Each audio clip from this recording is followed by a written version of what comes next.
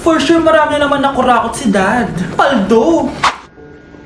Oh, Cheska, ba't ang aga mo? Di ba traffic kasi baha? Ay, opo ma'am, baha nga po eh. Kaya pinag-helicopter na ako ni Daddy para safe ako. Kawawa nga po yung mga tao eh. Wow, sana all. Ah, yes Daddy?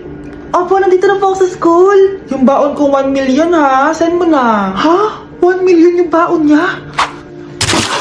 No! Binasa mo yung Chanel bag ko! Sorry, Cheska. Alam mo ba kung magkano to, ha? 600,000 to! Mas mahal pa to sa bahay nyo! Napakamahal naman yan. Whatever. Papabili na lang ulit ako. Salamat ka, mabait ako. Nahiya naman tong 300 peso na bag ko. Be, tara sa kantin. Nag-crave ako ng siomay tsaka ng kwek-kwek. Tara. Pwede bang sa Wolfgang na lang tayo mag-lunch? Hindi kasi ako sanay sa mumurahing pagkain. Be, anong kala mo sa akin? Anak ng CEO? Ano ba yan? Hindi ba kayo binibigyan ng allowance ng daddy nyo? Ako na nga lang. Hindi ka naman ganyan dati. Okay, class. Si Cheska na ang bago nating treasurer. Ma'am, wag si Cheska. Kukurakutin niya lang yung class funds natin. Parang tatay niya. Flood control, ayaw. Gastos, gusto. Kaya mayaman si Cheska kasi korap ang pamilya niya. Ang laki ng tax na binabayaran ko. Sa Disney Princess pala natin napupunta lahat. Habang kami, binabaha na dito. Ikaw pa helicopter lang. Wow, napaka-lavish mo naman. Tsaka, pera muna ako nito Chanel bag mo ha. May ambag din ako dito, no? Hindi kami titigil hanggat walang nakukulong. Deserve niyong magdusa. Kaya hindi umuunlad ang Pilipinas dahil kinukurakot nyo. Mahiya naman kayo! Don't stop shaming them. Deserve nila yan. Mainit ang mata sa atin ng mga tao. Kaya siguraduhin nyo na magmumukha tayong malinis, ha? God! Alam na nilang lahat! Nadidepress na ako. Binabash nila ako sa social media. Tapos kanina sa school, binubuli nila ako. Nasisira image ko. Ayusin mo to, Dad! Gumagawa na ako ng paraan, anak. Pero sa ngayon, kailangan ko muna kayo palipad sa Amerika para safe kayo. Okay, Dad, I'm calm. Bigyan mo ako ng 10 million pang shopping ko doon, ha? May mga mag-iimbestiga dito. Kaya lahat ng mga luxury cars namin, itago nyo muna. Hindi nila pwede makita yung mga yun. Base sa report na binigay sa akin, may ghost project daw kayo. Totoo ba yun? Wow! It's a yes or no question. Bakit di ka makasagot? Your Honor, kakausapin ko po muna yung lawyer ko. Ang kakapal nyo. Halata naman sa mga kilos nyo na guilty kayo. Kamusta na kaya sila, Mom and Dad? Sana okay lang sila. Nawala sa garahe ang 10 sa 12 luxury cars. Pati mga sasakyan tumakas na. Hindi kami papayag na hindi kayo mananagot. Hindi kami mananahimik sa issue na to. Uy, Be, gala naman tayo minsan. Punta tayo Tagaytay. True, Be. Ang ganda ng bagong bukas na coffee shop doon. Ang sarap mag-story. Tara na, pwede ako bukas. Tara na, mga 5:30 AM kita na tayo sa bus station, ha? Baka drawing na naman to, ha? Matutuloy yan, Be. Nakapag-alarm na nga ako, eh. Gigising ako, promise. Nasaan na ba yung mga yun? 6 AM na. Oh, alas na tong bus papuntang Tagaytay, ha? Puro kayo drawing, ha? Teka lang. Ito ba yun? Ano ba yan, Be? Bakit ka tumatawag? Ano na, Be? 6 AM na. Akala mo pupunta na Tagaytay. Hindi ako pinayagan eh. Sorry, Be. Hindi ka pinayagan o tinatamad ka lang? Baka gusto mo sabihin ko sa nanay mo na 3 subject yung bagsak mo. Ito na nga, Be. Maliligo na ako. Wait mo lang ako, ha? Ay, yung isa pa. Hello, Be. Di ako makakapunta. May sakit ako. Sakit. Lalong lalala yung sakit mo, Be, kapag nalaman ng nanay mo na boyfriend mo yung anak ng kaaway niya. Ay, Be, magaling na pala ako. Nakakalakad na ako. 5 minutes nandyan na ako, ha. Madali lang pala kayo kausap, eh. Let's go, Tagaytay! At dahil maraming hindi nakasagot ng full name ko, iibahin ko yung mga tanong. Salamat naman. Number 1, 2 plus 2. Yes, may tamang sagot na ako. Number 2, what is the powerhouse of the cell? Ang dali naman. Makaka-perfect ako. Number 3, ano yung pangalan ng crush ko nung elementary pa ako?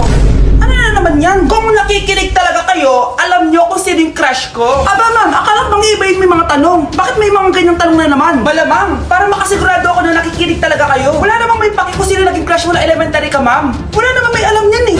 Ma'am, alam ko po kasi sino yung crush nyo. Nakikinig po ako sa kwento mo. Buti pa si Michael, nakikinig. Di kagaya ng iba dyan. Sige, perfect ka na, Michael. Yes! Makinig din kasi kayo sa kwento ni ma'am. Number 4, sino yung pinsan ng kapatid ng lola ko na tita ng mama ko na pamangkin na ate ko? Bagsak na naman ako!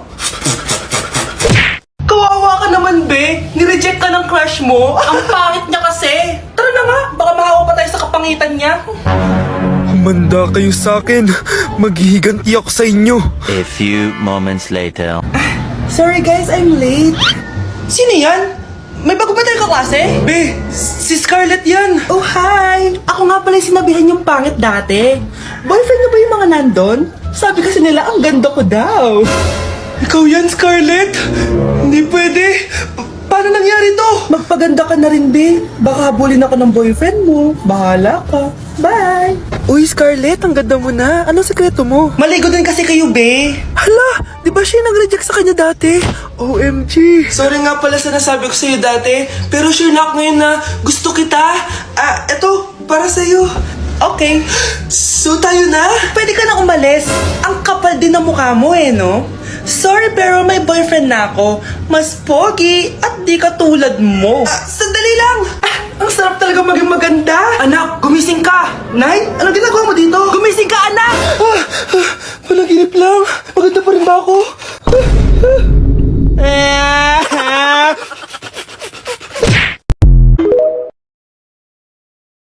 Guys, announcement! Hindi daw papasok si ma'am. Yes! Wala kaming gagawin! True! Oh, huwag muna kayo magsaya. May iniwan siya activities. Hala! Magsulat daw tayo ng essay sa yellow pad, back and forth. Essay na naman? Tapos di naman babasahin ni ma'am. Te, yung research natin. Asan na yung bag mo dun? Tigilan mo muna ako, be. Absent nga si ma'am, di ba? Mag-absent ka na din, te. Kung tamad ka mag-aaral. Ang laki ng ano niyo, pre, oh. Oo nga, pre. Kita niyo ba yan? Aba, ano yung pinapanood nyo, ha? Wala to. Ba't ka ba nakikialam? Loko kayo, ha? Magsusumbong ako kay ma'am. Eh, di magsumbong ka. Pwede na. Be, tara, uwi na tayo. Wala naman si ma'am, eh. Tara, di naman nila mapapansin yan. Hoy, saan kayo pupunta? Cleaners kayo, di ba? No, dyan lang kami sa kantin, eh. Oo, sa kantin lang kami. Be, di ako bingi. Dito lang kayo. Maglilinis pa kayo.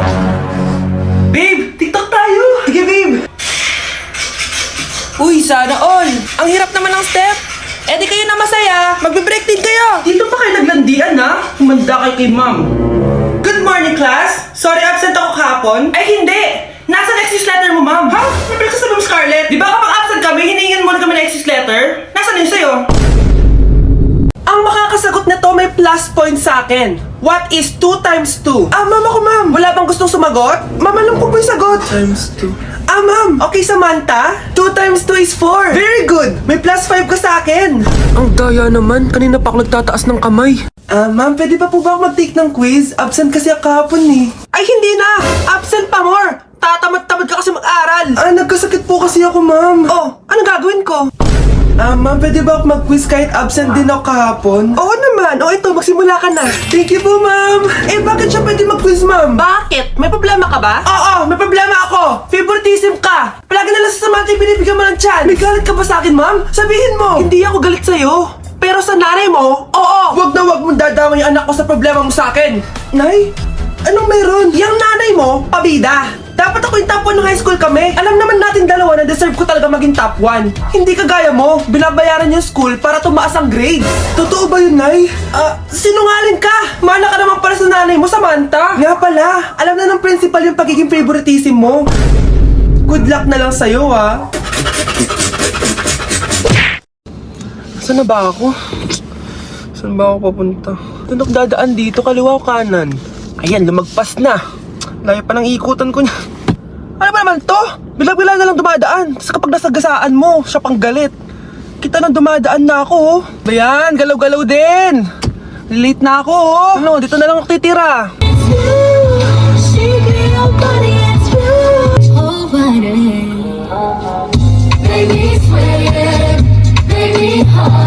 Hello? Oo, papunta na ako. Ito na nga, oh. Medyo traffic lang, oh. Naliliko na, oh. Ito na, oh. Nakikita na kita, oh. Ayan, oh. Uy, may truck. Wait, saan ako lane? Doon ba? O dito? Ang bibilis nila. Wait, paano ako mag-merge? Wala na ako lane. Sorry. Akala ko may tumawid, eh.